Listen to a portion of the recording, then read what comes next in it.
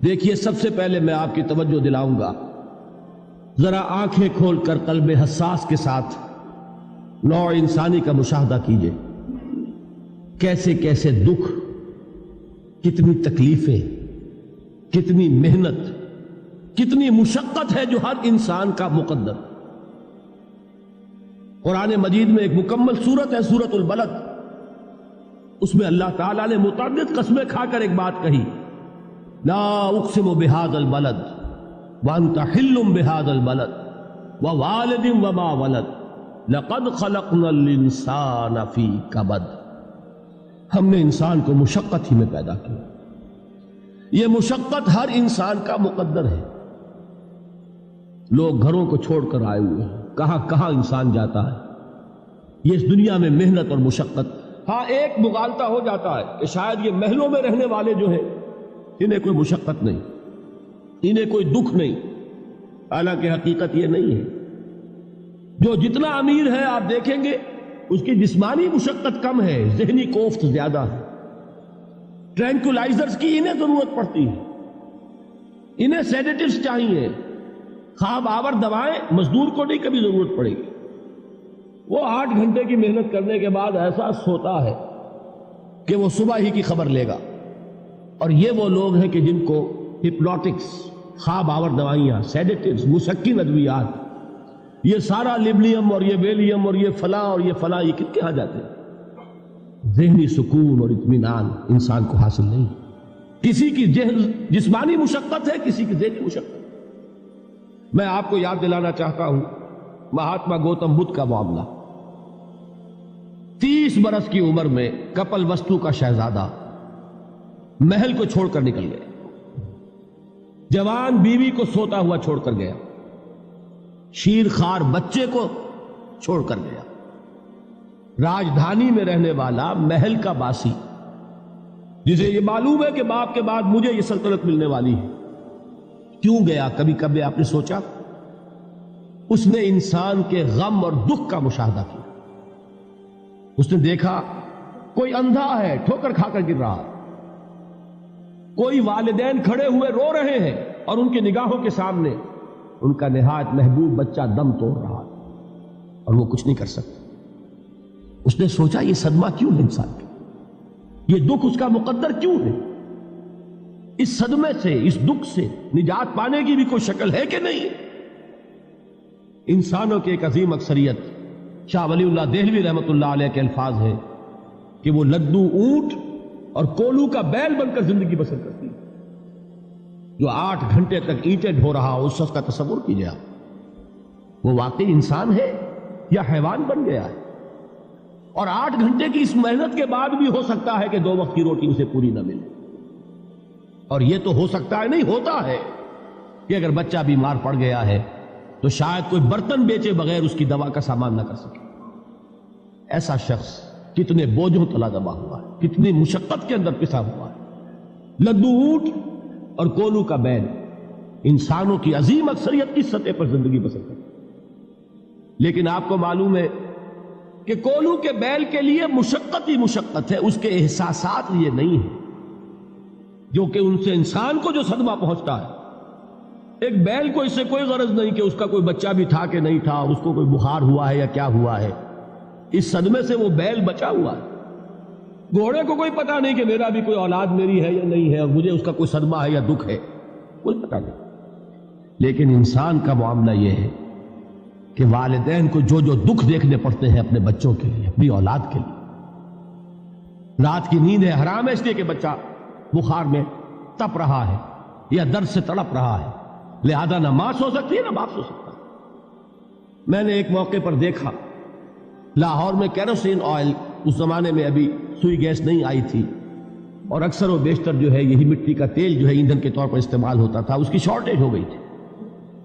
تو کئی فرلانگ لمبی قطاریں لگتی تھی ان دکانوں کے باہر، ڈپوں کے باہر، اور ایسے منظر بھی کہ ایک خاتون برقع پوش، ایک گود میں بچے کو لیے ہوئے، ایک کی انگلی پکڑے ہوئے، بوتل ہاتھ میں لیے ہوئے تیل کے لیے، اور کئی گھنٹے کھڑی ہے دکان۔ یہ مشقت انسان جھیلتا ہے کہ نہیں؟ غالب نے اس کا نقشہ کھینچا ہے کہ رنج سے خوگر ہوا انسان تو مٹ جاتا ہے رنج. مشکلیں اتنی پڑی مجھ پر کہ آسان ہو.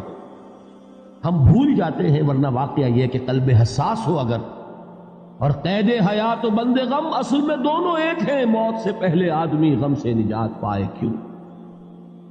اچھا یہ تو ہوا لقد خلقنا الانسان فی کبد. حیوانات کا معاملہ ایک اور اعتبار سے آسان ہے. ان سے کوئی محاسبہ بھی ہے کیا؟ کوئی جواب دہی بھی ہے؟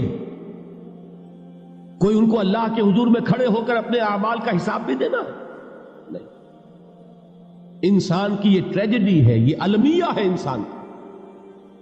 اس کو بھی قرآن مجید کی ایک سورت میں قسمیں کھا کر اذا السماء انشقت، اس کے بعد کیا فرمایا؟ یا ایھا الانسان انک کادح الی ربک کدحا فملاقیہ. اے انسان، تیرا المیہ، تیری ٹریجڈی اس سے کہیں بڑھ کر ہے. تجھے صدمے پر صدمے جھیلتے ہوئے، مشقت پر مشقت برداشت کرتے ہوئے ایک روز اپنے رب کے حضور میں بھی کھڑا ہوگا، جواب دہی بھی کرنی. اس دن کے حساب سے، اس دن کے احساس سے جو بڑے بڑے ہماری امت کے عظیم جو گلے سرسبد ہیں، ان کا یہ حال آپ نے پڑھا ہوگا. حضرت ابوبکر صدیق رضی اللہ تعالی عنہ وہ ایک عجیب کیف کے عالم میں فرمایا کرتے تھے، کاش میں درختوں پر چہچہاتی ہوئی چڑیا ہوتا جس سے حساب کتاب نہیں ہو. کاش کہ میں گھاس کا تنکا ہوتا جو آج ہے اور کل آگ میں جلا دیا جاتا، ختم ہو جاتا، اس سے محاسبہ کوئی نہیں. وہ جس کے احساس سے کہ حضرت عمر جو ہے اپنے انتقال کے وقت سخت بے چین تھے. ان کے بیٹے حضرت عبداللہ ابن عمر رضی اللہ تعالیٰ عنہما نے ان کا سر جو ہے وہ اپنے زانوں پر رکھ لیا تو کہا نیچے ڈال دو. ایک عجیب بے کلی اور بے چینی. انہوں نے کہا ابا جان آپ کیوں پریشان ہیں؟ آپ تو عشرہ مبشرہ میں سے ہیں، آپ کو تو اللہ تعالیٰ نے جنت کی بشارت حضور کے ذریعے سے اس دنیا میں دی. حضرت عمر فرماتے ہیں کہ خدا کی قسم اگر قیامت کے دن عمر برابر سرابر پر چھوٹ گیا تو بہت بڑی کامیابی تصور کرو. یہ احساس جن کو ہوتا. حضرت علی کا حال کیا ہوتا ہے؟ ابھی جو آپ نے حافظ صاحب سے سنا، یہ حضرت علی کا معاملہ ہے کہ ایک تیر پیوست ہو گیا تھا، کسی طرح نکل نہیں رہا تھا. حضرت علی نے فرمایا کہ اچھا چھوڑو مجھے، میں نماز کی نیت باندھتا ہوں. نماز کی نیت پڑھتے تھے تو لرزتے تھے، کانپتے تھے. کس کے سامنے کھڑا ہوں اور کس کے سامنے مجھے ایک دن جواب دہی کے لیے کھڑا ہونا ہوگا. لن تزولا قدم ابن آدم، حضور نے خبر دی ہے ابن آدم کے قدم ہل نہیں سکیں گے. جیسے مجرم کھڑا ہوتا ہے کٹہرے کے اندر، اس کٹہرے میں سے ہل نہیں سکو گے حتی یسأل عن خمس، جب تک کہ 5 چیزوں کا حساب نہ لے لیا جائے.